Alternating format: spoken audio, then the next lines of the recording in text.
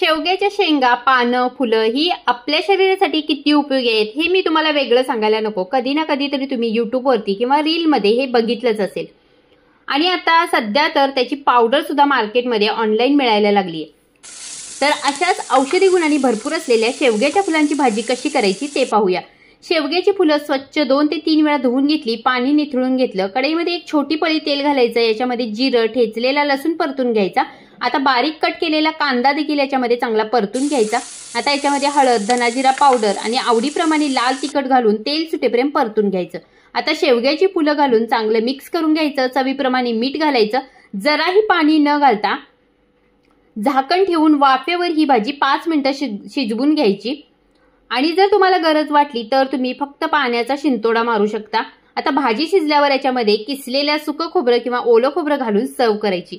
जबरदस्त टेस्टी अशी भाजी होते. नक्की ट्राय करा.